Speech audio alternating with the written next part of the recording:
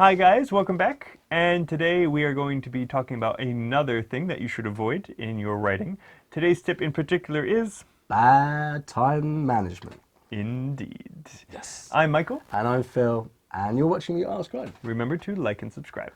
Okay, so as you should know, you're not given a long time to write in the IELTS. You're only given an hour.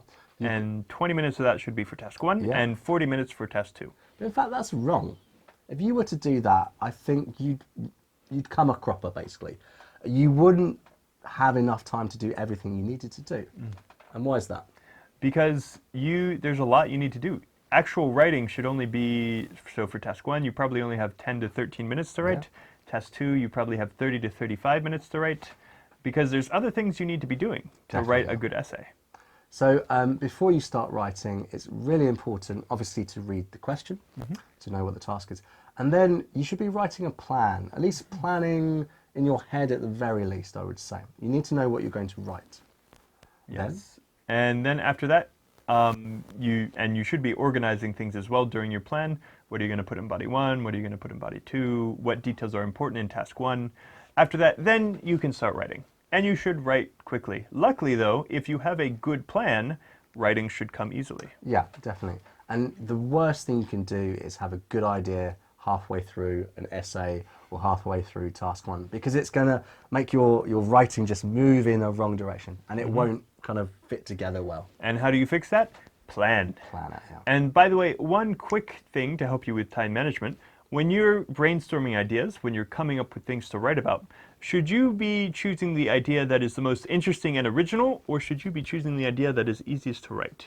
Always go the easiest route. Remember, the IELTS test is not a test of your intelligence or your morality or ethics. It's an English test. Just write the easiest option that you can. You can still get a great score. Very true. Okay.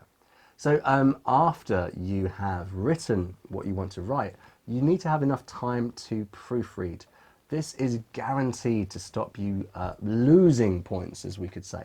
It's not going to really push your score up a lot, but it will make sure you get the score you actually are. Yes. So you're just checking for words you've spelt wrong, little things like you haven't written the S on plurals, little errors like that. Which you know how to fix, but you always make. That's what that will help a lot.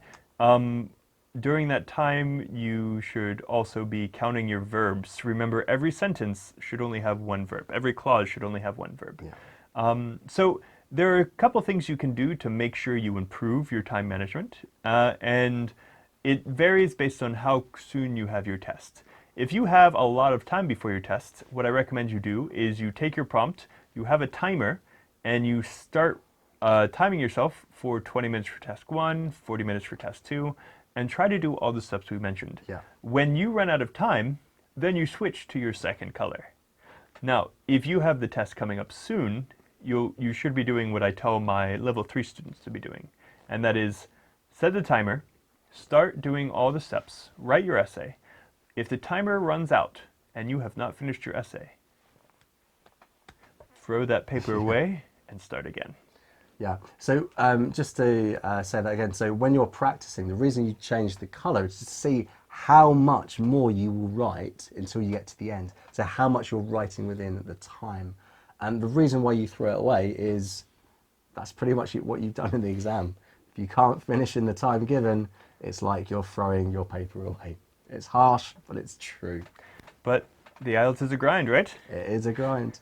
Okay, guys, so we've been giving you lots and lots of tips of things that you should be avoiding in your IELTS writing. And we've got more tips coming up. So make sure you subscribe to the channel and you won't miss them. See you next time. See you next time.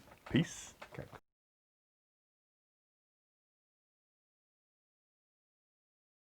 We've been making lots of little tips about writing task 2, and we've put them all together for you in a nice easy playlist, which you can check out here.